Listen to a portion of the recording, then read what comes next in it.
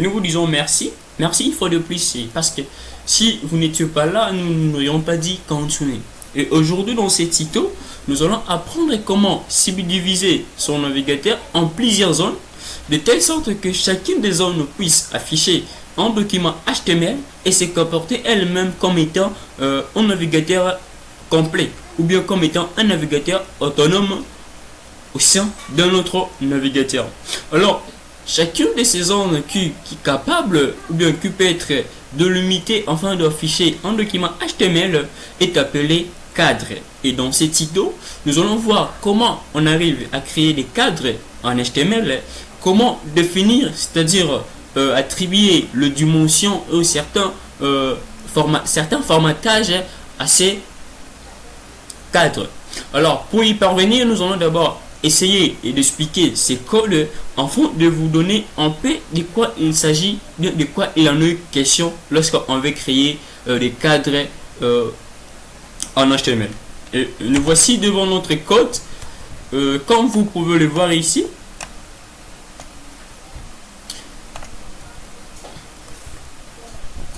ceci c'est notre document, bien notre page HTML mère.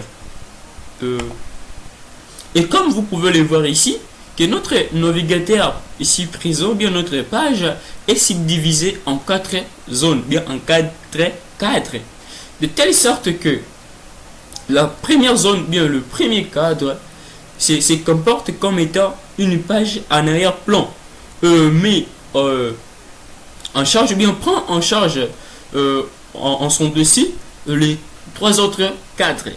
Notre première page, c'est cette page qui a une surbrillance rouge. En arrière, c'est la couleur verte. Et comme vous pouvez le voir, que cette couleur continue jusqu'ici.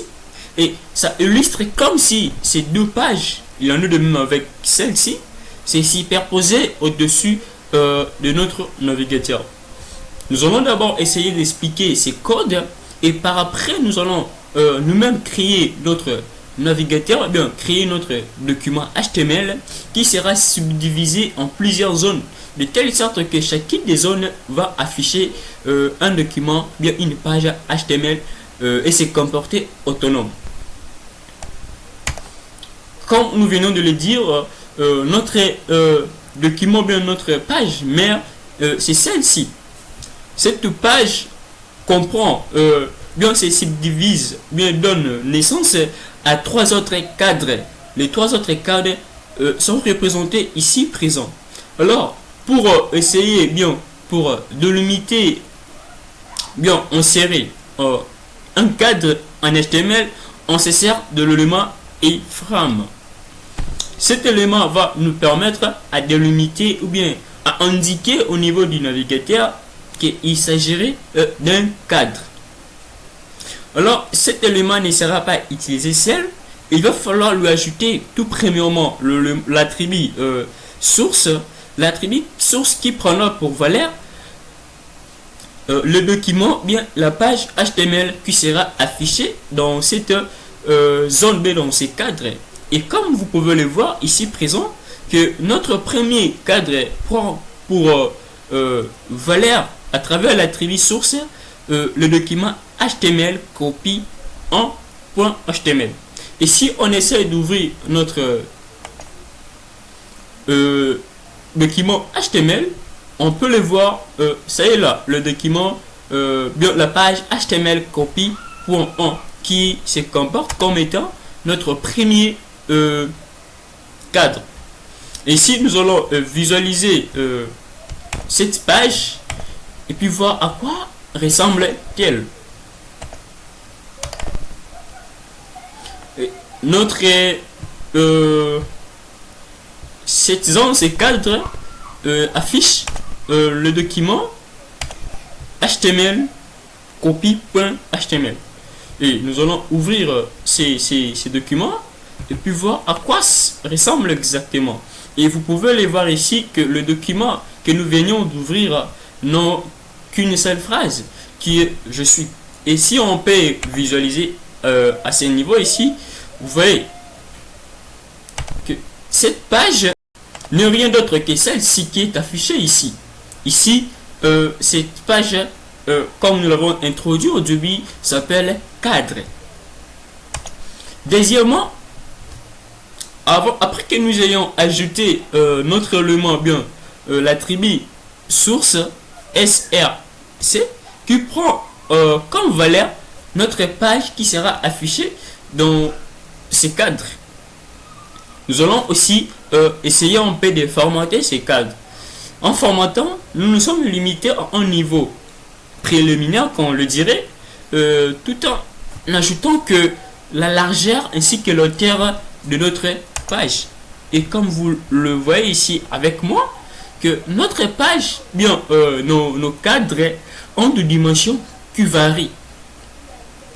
Notre premier cadre a une largeur qui est un peu plus longue par rapport au deuxième cadre, alors que le troisième cadre prend presque tout le navigateur, comme vous pouvez le voir.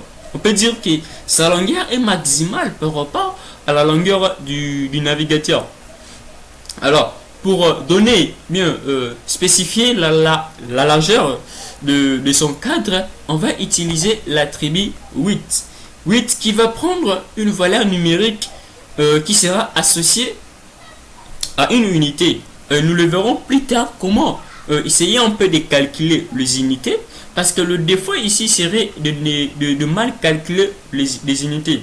Si par exemple on mettait ici 50, bien 55, vous voyez que l'affichage aussi change. Le cadre deuxième est renvoyé à la ligne suivante et le décadre se superpose.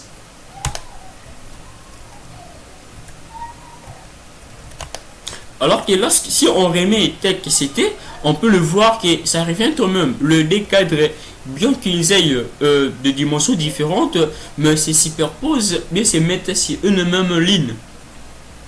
Deuxièmement, la hauteur, bien la largeur.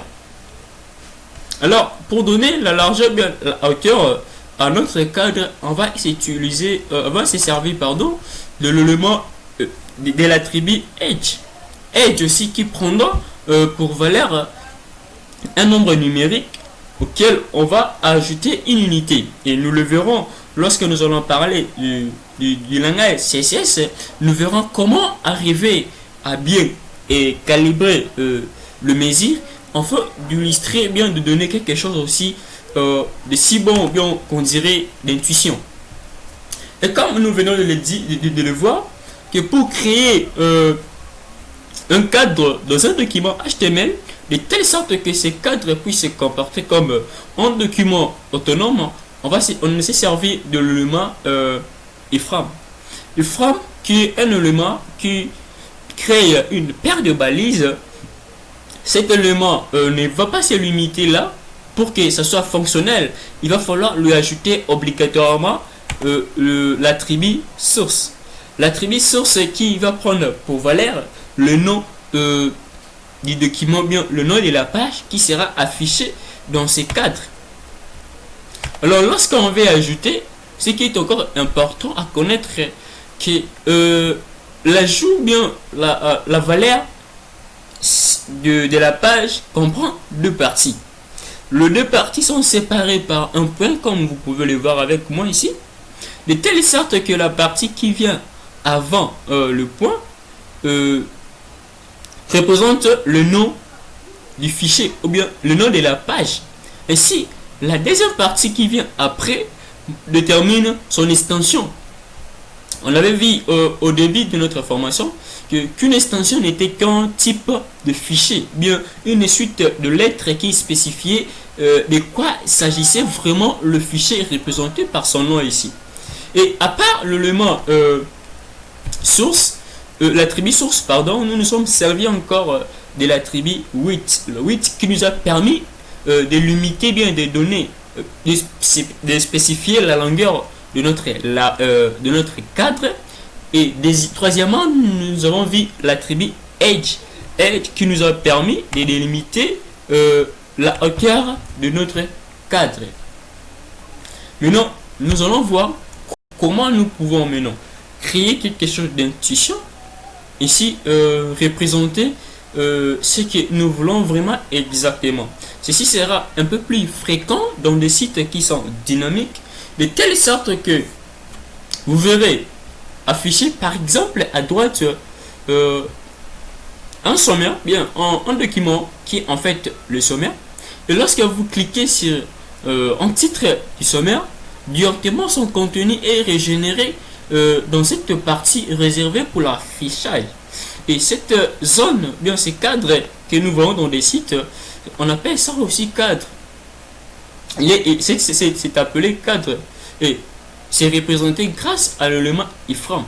Pour arriver à combiner de telle sorte qu'en cliquant dans un cadre et que la page, bien que les contenus changent dans un autre cadre, il va falloir ajouter du JavaScript avec le CSS dans ce document HTML.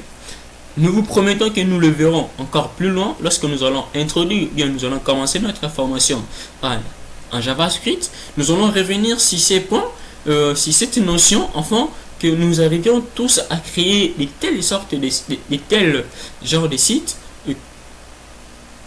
comme nous pouvons le voir dans d'autres sites.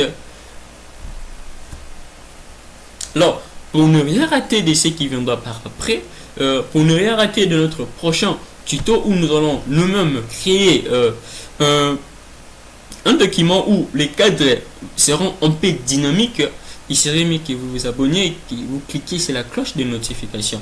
Alors, n'hésitez pas à commenter là-dessus. Là où il y a eu d'obscurité, nous sommes là pour vous apporter notre assistance. Merci beaucoup. Descriptif de cette vidéo, nous avons mis un lien où vous serez dirigé vers un site quelconque qui va vous parler de notre manuel HTML. Apprendre le langage HTML de nul tout en ne connaissant rien à un niveau excellent, et c'est là juste pour peu de choses. Merci.